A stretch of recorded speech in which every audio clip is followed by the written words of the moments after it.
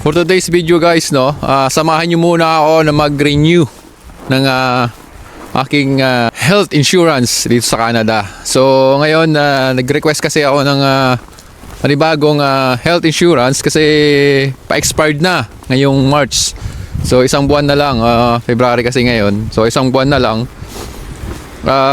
Dito kasi yearly nagre-renew kami ng ng aming health insurance. So yung malaking bagay po yun, yung health insurance namin dito sa Canada, kasi libre lahat ng medication namin. So kailangan naming i-renew yun para hindi na kami bumayad sa medical, sa pagpapagamot. Kahit sa gamot, libre yun. Yun yung pinakamagandang benefits dito sa Canada, kasi nga libre yung medication mo. Kahit hindi ka pa permanent residence dito, basta legal ka na naninirahan dito sa Canada, meron ka rin na ganung benefits dito sa government. So ngayon, samahan nyo muna ako na magre-renew. Nalabas kasi ako kasi magpapa-print ng aking work permit. So isa sa requirements namin para makarenew ng health insurance ay yung work permit. So pinadalan ako ng form ng health insurance. So pinilapan ko yon, and then yun nga, kasama i-attach yung aming work permit. So pupunta ako dun sa library. Sobrang lamig ngayon dito sa Nova Scotia. Snowstorm kasi nung nakaraan, kaya ito sobrang kapal ng snow kung mapapansin nyo. Ayan, eto, lakad tayo ngayon sa snow papunta dun sa library. So dito nga pala, kami nakatira sa Truro sa Nova Scotia. Nandito kami mismo sa town nakatira. Yung cost of living dito sa amin, kahit nasa malayong lugar kami, mataas pa rin kasi nasa town kami. So kahit saan ka magpunta dito sa Canada, mataas talaga yung cost of living. So ang kagandahan nga lang is accessible sa lahat. Nandito yung hospital, yung supermarket, bangko, police station, simbahan, library. Yan, katulad nga niya na kailangan namin na magpa-print ng documents, malapit lang, accessible lang. Kahit lakarin, pwedeng pwede. Guys, ipapakita ko sa inyo yung paligid dito ngayon, Sobrang kapal ng snow, Ayan, grabe, sobrang kapal ng mga snow, Ayan.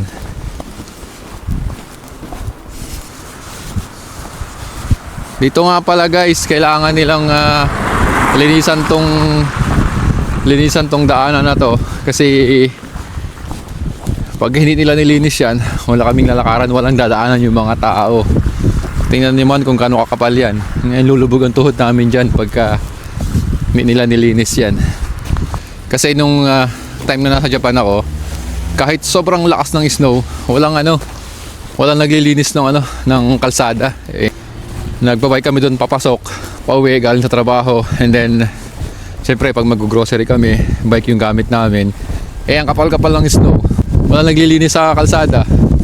Kaya kahit makapal ng snow, nagbabike kami. Dito kailangan nilang linisan kasi sobrang kapal. And then bukod doon, yung tax na kinakaltas sa amin, yun yung ginagamit ng gobyerno para panglinis dito sa ganito, sa mga snow. So yung mga naglilinis dito is government yung nagpapasahod sa tax na mga bagal. Guys, kapal ng snow,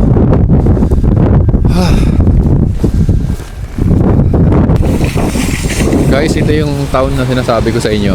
Ayan, dito na ako sa town. Ayan, pharmacy.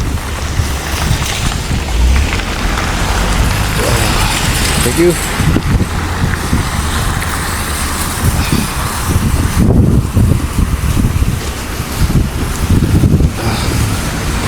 Ayan, sobrang kapal ng snow ngayon,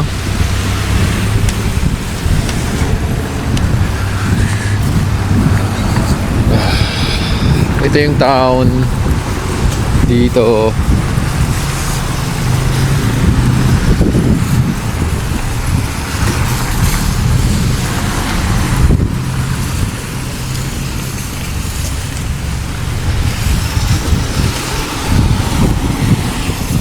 Ito, may mga kainan.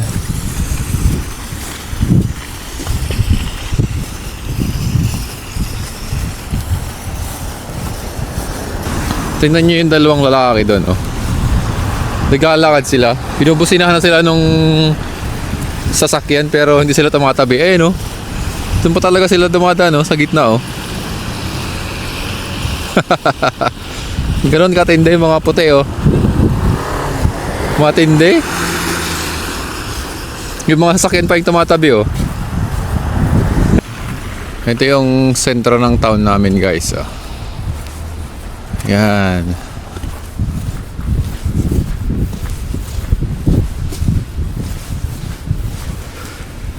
Tapos meron pala ditong Filipino restaurant. Ito, Crispy Fried Chicken. So Filipino ang may-ari niyan. Yan.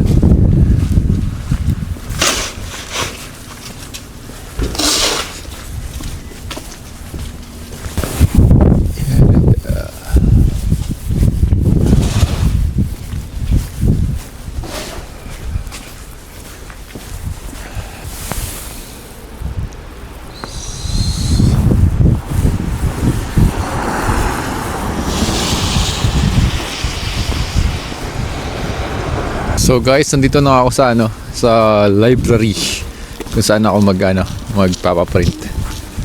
Hello. Kung saan ako magpapaprint ng documents. At nandito na rin ako sa sentro ng aming town. Ayan, oh. Nakikita niyo yung malaking building na yan, yung brown, yan yung library sa amin. Diyan ako pupunta, diyan ako magpapaprint. Ayan. Tapos dito sa likod ko, ayan, isang brown na yan, police station naman yan. Yan. So, ang lapit lang, di ba? Lapit lang ng town sa amin. Tapos, harap ng library, merong ice skating range dito. Ayan, oh. Mga bata nag-ice skating, oh. Libre yan, guys. Tuwing winter, gumagawa sila lang ganyan. Ano lang yan, ginawa-gawa lang nila. Public, yan. Para sa public yan. Ayan.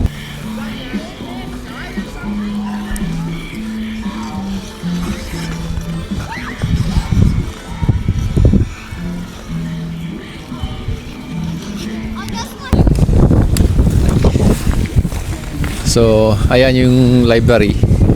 Ang ganda, di ba? Ang laki, parang mansion. Diyan ako pupunta, diyan ako magpapaprint. Hoy, pre! May Pilipino to, no? Parang Georgie, oh. Georgie! Pre, saan punta mo? Malaray mo? Pa-vlog-vlog ako, eh. Ay, nakita ko pa, oh. Ayun, oh. Pilipino, kabayan, oh. Kabayan! Guys, welcome to my guys. Punta ka na, Larry? Yeah. Diyan din ako. Magpaprint ako. Ano?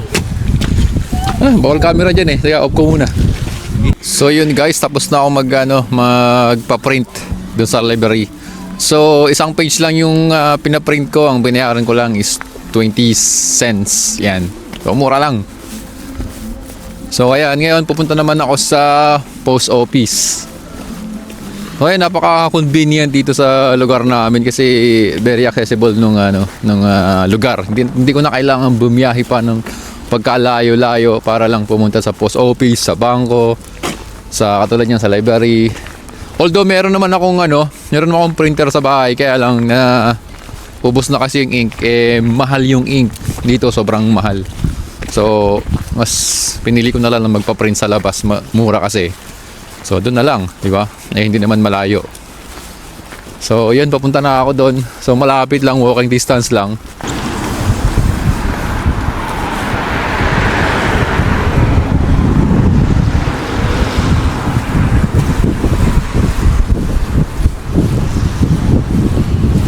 Post, at dito ako sa loob.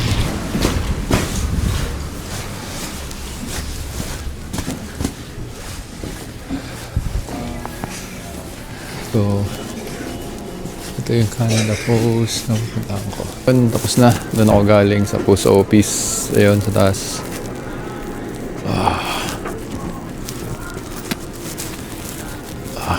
Ayun, doon ako galing. Bayad na. So yun guys, tapos na ako magpadala ng aking sobre doon sa post office. Ayan. Wait na lang ako ng reply nung health insurance. Ang dating nun, pag bumalik sa akin yun, mayroon na siyang card. Mayroon na siyang health card insurance. Okay. So, yun, mahalaga yun sa ating mga foreign worker or mga Pilipino dito sa Canada na makag-renew ng health insurance kasi yun nga, malaking tipid yun at benefits natin yun mga naninirahan dito sa Canada. Oops. Yeah, tawid muna ako. Ayan. So,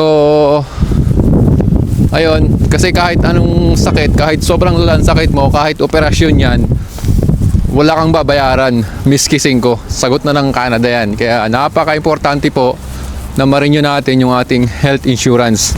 Okay, doon sa mga bago dito sa Canada, paano kumuha ng health insurance? So, ang gawin nyo is